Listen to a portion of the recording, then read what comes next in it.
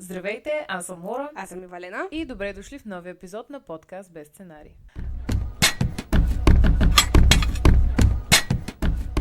Аз много Ергена в момента не го гледам, но ми е достатъчно само да гледам TikTok рилчета. Аз го гледам. Значи мога да съм ти достоверен източник. Добре. Сега да започнем направо от там, където горе-долу спряхме. Стоян си отиде на отпуска. Пусна си отпуска. Ти разбра ли защо Стоян си взе отпуска? Ами защото му е дошъл много нагоре. Много... То нали, в крайна сметка стана ясно, но чули неговото изявление по въпроса? Не. Ами то никой не разбра. Пуснаха някакъв клип на Иляна, но и тя не разбра. Това е до някакви какви височи в живота. Някакви супер философски неща, които нямаха... Просто да кажа, че му е дошло, нали, в повече. Малко. Да, окей. Да. Нещо, което ми стана странно е, че родителите му ще дойдат до Шри-Ланка. Той е мамин. Той си е мамин. Той на колко е? На 30 има и 30. Такова нещо. Той си е мамин. И... Не знам, аз родителите му... Най-вероятно те са го свикнали така, но аз, примерно, ако детето ми е на 35, айде да го сложим, добре, на 35 години, им се обади и ми каже: "Ало, мамо, не се чувствам добре, моля се, ела до Шри-Ланка, да ме успокоиш." Аз, първо, че какво има да го успокоявам? Той вече е голям мъж, той трябва да ме успокоява мене. много странно ми стана и само аз така някаква за тях гледам и се чудя дали само аз виждам проблема. Но после разбрах, че не виждам само аз проблема. Надявам се да е намерил своя път. Аз според мен няма да се върне. Няма ли? Според мен няма. Защото той дори и да се върне. Вече всички го забравиха. Той е свършило вече. Аз не знам, Илианка особено. Защото той... както мисля, че Мартина, ако не се лъжа, го беше казала, че това не можеш и така изнъж да бягаш от отговорности от такива неща. Защото това е отговорност да останеш там, да си намериш сродната душа. Сега може да не си я намериш, но застани и кажи: тук не намирам никоя. Ама той допреди буквално няколко часа, нали, в същия ден се целува с Иляна. Говорят си, нали, някакви неща. Ходят на коктейл. Не е банкет, коктейл е. на коктейла. Щастлив такъв. Говори се с жените и така нататък. И изведнъж прибираш се и решаваш, че не се чувстваш добре. Не знам, това за мен е малко отклонение такова. Не знам, може всякакви неща да уминават през главата. Сега не знаем. Ма излез и кажи, бе. Да са на по 15 години, добре. Взимаш си багажа, тръгваш си, ама на 30 години вече такива изпълнения да правиш. Нищо де, поне дойде още един ерген, оператора. Гатев. Не е толкова зле, май. Не говоря за външен вид, говоря за като човек. Между другото, да, някакъв такъв супер отпуснат такъв готин. Тя Иляна миличка, тя се природи. Тя светна. Тя светна, тя просто усмихва се, аз не мога да я позная. Да. Това много говори човек. И те преди това са имали нещо. Да, казаха на лечището. Са поглеждали такива неща, то пък има сходности от визията по някакъв начин на Стояни операторът. Не е напълно, но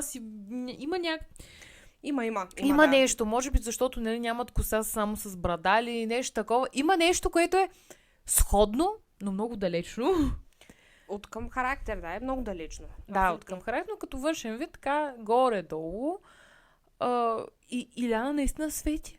Да. Тя просто не мога да я позная. Да. Той сега с кого Той отиде на среща, значи първо, нали, с Иляна, съответно. Така. Се изведе. След това с Руми, не знам цялото име точно как е. Руми, дето беше за Марин. Ага. Тя беше една от първите му фаворитки, реално, но на церемонията на розата, реално, която беше, Гатев и даде роза, тя я прие, но отказа розата на Марин. Браво! Седнаха, изговориха си ги, нали, нещата. Окей, беше. Пилатес момичето ли? Ох, май да. Да. Йога ли, пилатес ли? Йога, нещо такова, да. Сетих се Румито. А пък сега в момента е на среща с Алия. Алия Марин и даде роза. Гатев я извика да й даде роза и питаха, нали, имате ли роза, нали, за нея, защото тя може да приеме, нали, повече от една роза. И Марин каза, аз нямам роза. Защо? Ами аз го изтървах малко този момент, кога и как се случи това, но реално така, те малко си препредадоха добре. нещата. И Гатев другото, което готино, нали, което направи реално, защото той, нали, сега си е близък с Мартина и с Любомира. Така. Защото те се познават. Те като са обиколили 5 сезона, нормално се познават. Даде им рози, нали, те съответно му отказаха и той каза, това е, нали, като приятелски жест, за да може те да се докажат пред мъжете си. Реално погледнато, нали, като те откажат на него, се доказват, нали, пред съответно пред Марин и пред това. Гледай, Гатев. Да. Много добре го измисли. Да. Но за мен той има държание на Марин. Защото те казаха, че той е в снимачния екип на Марин, нали, защото те там си имат... Едните снимат един ерген, другите снимат другия ерген. И реално Гатев си снима Марин и неговите, нали. И са станали по-близки. Ами да, и според мен се опитва горе-долу, нали, да се държи като него, което е окей, защото Марин за мен е много готин. Да? Да. А сега на мен ми излезе, че той има таен агент. Марин. Кой? Да, Мануела. Това беше много голям шок за мен. Ама не, тя влезе за него, после се разбраха, че няма как да са заедно и реално са си като приятели, като... Няма договорка преди... Не. Аз си мислих, че има договорка преди това. Не. Някаква... Не. Вътре стана... вътре стана агент. Да. А кога? Стана агент или... Много отдавна, между другото. Да или? Да. Ето беше ясно. Точно съм разбрала. Тя не е ходила на нито една среща. Не знам, готина ли, не ли готина? Симпатяка така. Просто да. Приятна, да. Като имаше една Поли. Където беше, мисля, че в Евгений сезона, където тя стана 5 или 4, тя не беше ходила нито на среща, нито. Просто Поли беше там. И тя като си тръгна, всички реваха, включително Евгений. Беше много добро Поли. Поли отиде на почивка. Да, тя общо взето и даже тя последно имаха един разговор с Марин и тя каза, искам да изляза да я видя тая Шри-Ланка, къде съм дошла до тук. Милата Мануела. И той каза, че ще види какво може да измисли по въпроса. Аз видях, обаче не знам дали са го давали или било като за днескашния епизод, че излизат с Мануела и тогава Мануела като отива при момичетата казва, че се е целувала с него. Значи сега предстои. Излеземе в TikTok. Може. Тя може нарочно да ги провокира, според мен. Сега ще видим. Тайният агент да стане... И той е реално за Марин, като я няма вече Алия, си остана с Михайла. Те само бяха Михайла. на среща, те бяха едни пипания, едни целувки, едни работи. Айде бе! Да, в смисъл те са си, нали? Вече е избрано. Защото той нали се чуди между Любомира. Или? Да. Аз се забравих. Той покани Любомира на среща. Така. При което срещата беше абсолютно същата среща, както когато беше с Виктор и се целунаха за първи път. Тя си го сподели, нали, това нещо, той я пита, защото тя е ходила и беше и Кристиан беше с Мартина. И Кристиан и Мартина се целунаха. Да, обаче той после каза, че се чувства все едно изневерява на Елеонора, че не го е почувствал по същия начин. Мартина! Да, все пак си бяха, нали, много сладки. Ми е много сладка, тя е някаква такава чиста душа ми е. Не знам колко е чиста душа, ама... Сега, детенци. Любомира... На 30 години детенци малко е странно. Това в това и е чар пък. И тя, че е луда е. Сега, куче да си говорим, луда е, ама забавна. И общо взето, да. Целунаха ли са Любомира? Не. Защото тя каза, че не иска да... Ще е много добро, ако се бяха целунали. Той според мен подразбра. И тя каза, аз много се радвам, че не стана сега, защото нали, се свързва и с нещо друго, пък искала да си имат техен си момент. Да. То сезон нещо... Ако не беше Стоян, много куца. Стоян сега го няма. Ние просто хората са много нормални. Не то няма лошо да бъдат нормални, но просто те си избраха ергените вече Крис Елеонора, Маринчо Мишто и Стоян Иляна, От самото начало и то ти е скучно, защото няма нищо... Да, и малко се бяхме позачутили за тая Алия с Марин. Ама до там. Ама то беше ясно. Дали? Аз пък го виждах такова... Алия си хойка. Тя че си хойка, нали? То е ясно, ама такава... мъжете и такива жени са им най-страшни, защото те, как да ти кажа, примамват ги такива, уж една пламенна, страхотна любов, нали, се случва между тях и като излязат навънка и филма приключва. Тя Ляси е оправно момиче си, така. Той като влезе Гатев, тя само така, веднага. Просто веднага беше. Те така изкарват лека жена, но според мен в предаване не можеш да наречеш никого лека жена. В такова предаване. Примерно Цвети Велева. Същата работа. Ма не, тя видя, че Марин се отдръпва от нея след целувката. Какво да прави момичето? Да. Тя ги пита. Тя се зачуди дали да си тръгва и момичетата я спряха. Мисля, че имаш един разговор, където Еля се чудеше дали да му върне розата, дали... Да, защото тя не му беше приела. Да. И те я върнаха. И тя, сега, защото пробва при Гатев, как може такова? Да. Какво да прави момичето? Какво да прави? Просто има такъв диалект, говори на този безарабския, дето е. Тя е трудно в българския. Именно, но когато жените чуят друга жена да говори така, тя автоматично вече е лека жена, автоматично сваля мъжете. Това си е от така. руското, това е онова. Да, има си го определено. Ако говореше нормално, смисъл, ако се беше българка, според мен нямаш да я възприема така, защото тази да ти казвам, примерно Цвети Велева, тя е по същия начин. Стоян, Кристиян, че Марин погледнахме и сега Гатев е мой. Ма тя Цвети Велева е бизнесменка от класа. Тя може да те купи да те продаде за 2 минути. Не мога да употребявам такива думи. По принцип, на мен тя ми е най-противното същество там вътре. Аз не знам. Тя просто прави бизнес план през 2 минути в главата си. Аз съм някаква какво. Аз не знам как още не се е зачудила кой струва повече пари да го продаде, па него да вземе. 100% се е задава този въпрос. Но не е... Неудобно е да го кажа на глас.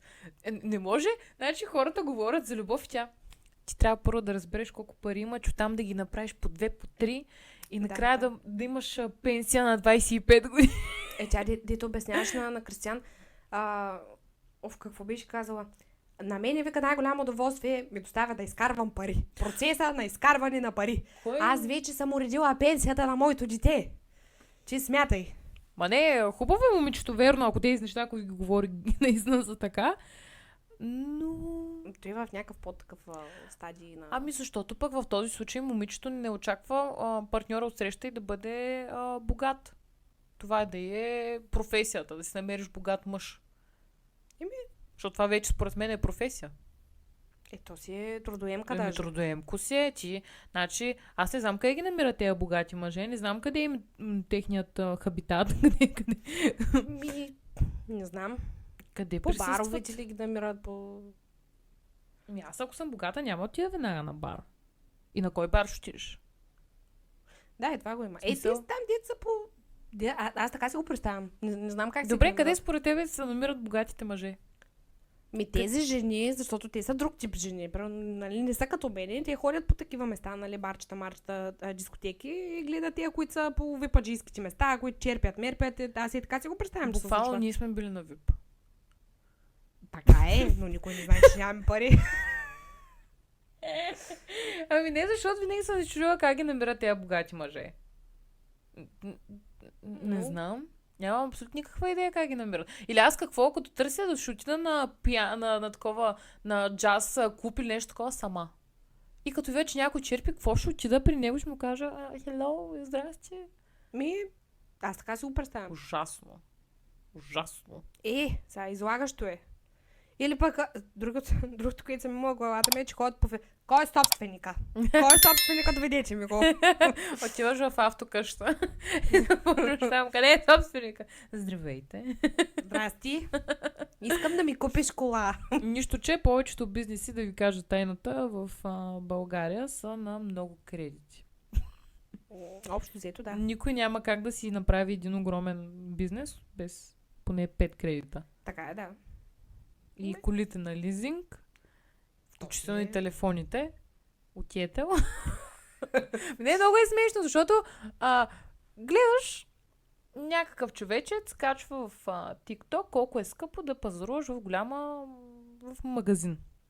След това отваряш Instagram, виждаш някаква много скъпа марка кола, че той я кара.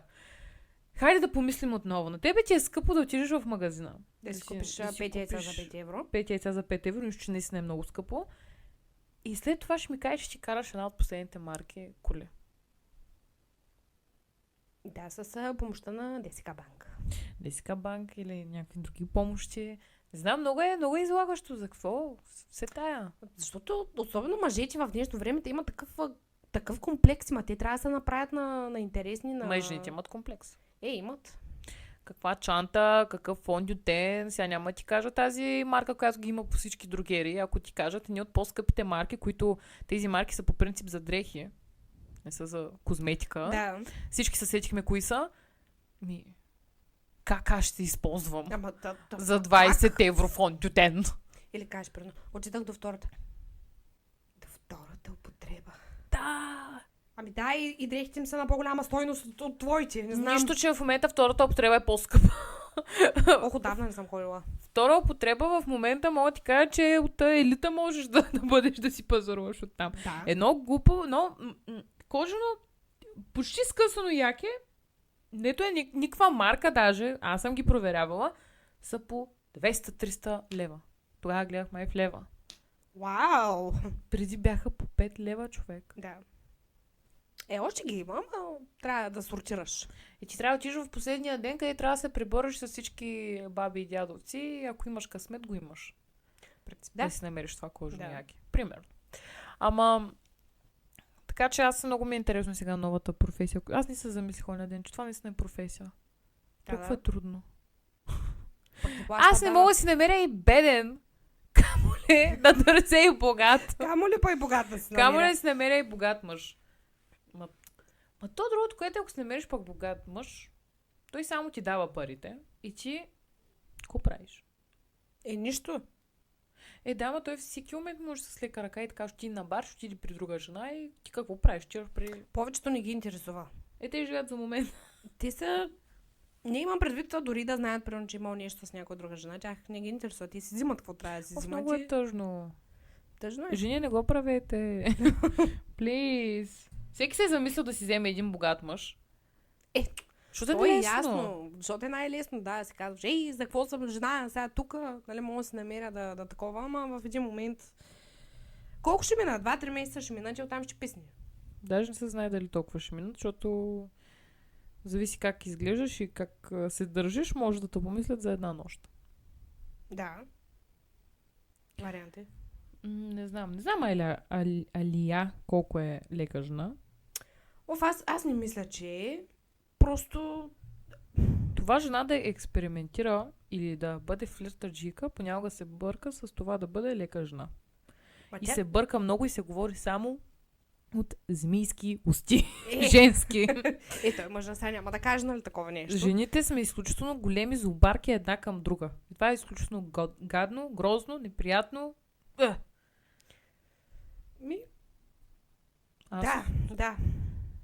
Аз от мъж... Даже вече и при мъжете го няма това. Аз от мъж не съм чувала да обсъждаш някаква жена, че е лека жена. Ти не го обсъждаш, защото са кифят. Реално да, защото наистина взима вниманието. Обаче, сега замисли се, ако наистина си лека жена, ти ще спиш с оня, ще спиш с другия, ще спиш с третия, петия, четвъртия, шестия, седмия. Обаче след това тебе няма да те потърсят за сериозна връзка, примерно за вече семейство и така нататък. За какво? Да бъда лека жена. Ще си чакам пък. Те си мислят, че сега, нали, ще правят каквото си искат и в един момент миналото ще се забрави и те ще се намерят някой, който ще ги вземе за деца и за семейство, което няма как да стане. В смисъл, хората си гледат тези неща. Другото, което аз за Алия, примерно, си мисля, че няма нищо лошо в това, защото тя е много уверена в себе си, много има си самочувствие, нали, ходи си, знае си, че я харесва. Какво лошо има в това? Се чувстваш добре в тялото си, в кожата си, в това. Да.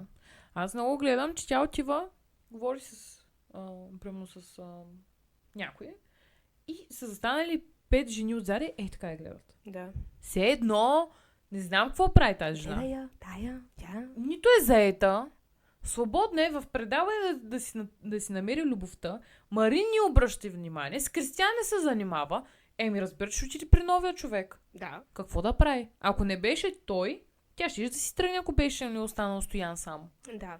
Нямаше какво да прави още там. Те махнаха Мимито. Сега. Мимито, дето харесваше Марин и Стоян по различен начин. Да. Как я махнаха? И Маринчо я махна, като го няма Стоян да й даде роза. Много тъпо така. Той поне Стоян като е в отпуска да казва на кой да... Да, защото Стоян сега ще се върне и Мимито няма. А той, ако родите са му казали Мимито, какво прави? Не му се бяха обажили по фейстайм. Ако се върне, той няма за коя да е там. Реално само за Илиана уж. Тя е Илиана човек. По това, което виждам, тя няма да... Въпреки, че сега в снощния епизод дадаха как го мислила, как му усещала липсата, как коктейла бил различен с него. Пълна, за да се направи на такова. Лъже. И тая Цвети Велева дето тръгвай си. Ти трябва да си тръгнеш. Моля! Да. Тя нарочно, за да има... Да. И с приятели с Алия, за да може да си държи враговете по-близо. А Цвети Велева? Да. Тя е един стратег. Цвети Велева. Само единствена тази фамилия се запомни от Ерген. Цвети Велева и казват, буквално. Тя нямаше още на Цвети май. Имаше, ама тя май отдавна замина. Просто и тя като говори за стратегиите си, тая ръка много. Тя просто ги показва така нещата, като по филмите. Тя може да има от нея очила, да ти визуализират. VR, да. Аз не знам какъв бизнес има, но надявам се всичко да й върви. Помети масло, да получиш милионите Цвети Велева, да мирясаш, да се пенсионираш.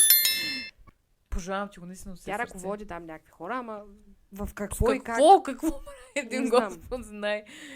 Няма се очудя, ако е брокер.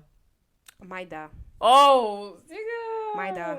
Аз даже мисля скоро да качвам такъв TikTok клип, може да ме последвате, за псевдоброкерите, защото оня ден ми излезе, че аз си бях писала с този въпрос. Никога не съм се виждала с него, бяхме си писали преди години с този човек. И гледам, че станал брокер. И много добре, ясно ти става на човек, който се занимава с такива неща и с ChatGPT, че когато пишеш даден текст и ако не се замислиш как да го абзаците да му оправиш тези неща, веднага се разбира, че си използва ChatGPT. Убедена съм, че се е чудил как да пише двустаен апартамент. Аз съм убедена, защото си върнах чатовете и не мога и не знам, ми пишеше с лято. Искаш сега да ми кажеш, че този човек ще ми продаде апартамент. Абсурд. Те много ги лъжат, човек. Много ги лъжат. Има хора, които наистина стават за това. И млади. Аз съм за младите. За съм за всичко, каквото е младо да хойка. Обаче има някои хора, които просто е невъзможно. Да. Наистина е невъзможно да станам брокер. брокер. Освен ако апартамента не е някакъв перфектен, прекрасен и е точно това, което търсиш, и просто той ти го е показал да си го купиш. Аз не виждам как той ще те убеди в това, че да си го купиш. Те стават едни различни хора. Аз не знам, ме като секта. Това нещо е секта, човек, защото с този човек си говориш супер нормално, окей, така нататък, става брокер. Човек, той е Брат Пит. Обаче носи Nike. С палтото, с шалчето. Да. Значи, то топло слънце, но той носи шал върху палтото, с костюм, който този костюм е намачка, не си направил труда да го изгладиш като хората. И накрая панталона ти се вижда чорапите на Nike. Не можеш да ме убедиш да си купя апартамента. Не може да ме убедиш. Те ги... Милички. Това е секта. Ама не. Аз водих един разговор с един човек, който ме обясняваше, отдавна не се бяхме виждали, който ми обясни, че ще ли да му дават по 20% на продаден апартамент. Ма то да не се продават апартаменти като хляб, бе. Така. Ако един апартамент струва 200 хиляди, ти да вземеш 40 хиляди като брокер, като цялата ти фирма взима 3% от това. Но ти който работиш от една година и по-малко от една година. Да. Това също, защото поред мен има хора, които ако са в този бранш 30 години, е възможно да получават големи пари и получават според мен. Ами, май не, защото реално погледнато самата вратка е, че цялата фирма взима там примерно до 5% и ти нали дет си го продава, примерно да вземеш 3. Аз така го знам, но този човек, аз се опитах да му обясня, че много жестоко са го излагали, че това нещо е невъзможно и че няма как да стане. И той не ти повярва, не? Ами не. Да, това е секта. Да. Помня, че един път едно момче ми беше писало да иска да работя с него като брокер. Викам, пич, това е селено да ми предлагаш да бъда дистрибутор на Oriflame. Викам, това нещо няма как да стане. Да. Наистина просто няма как да стане и те така ги забламосват. Наистина аз познавам хора, които са наистина знам, че ще станат големи брокери. Но повечето, които познавам, нямат абсолютно никакви шансове. Нямат никакви шансове и просто е изключително забавно и смееш да ги гледаш отстрани като вървят, защото те и походката им се променя. Да. Може да ги другират с нещо. Глупости. Не, те просто, защото се мислят, че са новите бизнесмени и така нататък, което не е така. Даже видях скоро в социалните мрежи една моя стара съученичка, много стара съученичка, която е станала брокерка и просто като познаваш човека и когато си сетиш, че този човек се среща с дадени хора, които искат да си купят някакво жилище, съм просто на 100% убедена, че тя да бъде 50 години в този бранш няма да продаде нищо. Защото не знае как да напише двустранен протокол, двустранен апартамент. Да. Нека бе. Пробвайте, бе. Да се пробват хората. Няма нищо лошо. Ако не пробваш, пък няма да разбереш, ама... Нали? Не, просто като ги видя. Надявам се Цвети Велева да не е този тип хора. Не съм убедена. Ще видим после дали е брокер. Ама ти пожелавам всичко не е хубаво на мацката. Да, бе. Да. Аз не пожелавам верно да получи толкова много пари, че да миряса милата. Ти представи си какъв стрес минава това момиче по цял ден. Ти да станеш да мислиш да се въртят едни цифри в главата ти и да гледаш и дете и да му мислиш как да го пенсионираш, а то още не може да ходи. Тежко е. Тежко е, затова наистина Цвети пожелавам ти човек да намериш вече толкова пари и да не се занимаваш повече, да ходиш да пиеш коктейли на Малдивите. Да. Белким да напоканиш. Защото ти виж. пожелавам всичко най-хубаво. Да. Дано. Те такива хейт коментари пишат на тях всички, че то просто е страшно. Те в Kills Kitchen ги правят дармадан, какво означава Фергена. Да. Ама... Но това е бремето. Това е, че реално погледнато за мен няма как да излезеш с хората да имат положително мнение за тебе. Нали? То се изкарва по някакъв начин. И да си в TikTok, просто да качваш някакви тъпи клипчета, да си в Instagram, да си качваш снимките, тук както ние го правим. Няма как да нямаш хейт коментар. Невъзможно. Хора, дръжте са малко. Да, буквално никой не го интересува за никой. Най-обичам в TikTok, като кача нещо и пишат, примерно, не едно дете, 2 деца са. Един път един го пише това. Втори път, трети път. Добре, пич, виждаш коментарите, че го има това нещо, което ще напишеш. Защо трябва ти да го пишеш? Защо? Защото и той трябва да си изкаже човека мнението, бе. Аз има хора в социалните мрежи, които аз не ги одобрявам, не ги харесвам и просто съм ги написал, че не са ми интересни и те не ми излизат повече. Да? Толкова ли е трудно? Не! Ти си гадна, неприятна. Да си изкарва злобата трябва някъде, няма как. Да, като са юзери, всичко най-хубаво ви пожелавам, хора. Това е. Да сте живи и здрави. Сте живи и здрави, това е най-важното. Наистина е най-важното. Здравето е най-важното нещо. Благодаря, че бяхте с нас. Надявам се клипа да ви е харесал. Абонирайте се тук долу в описанието. Ще видите линкчета. Цъкнете ги, последвайте ни за допълнително съдържание и до следващия път. Чао!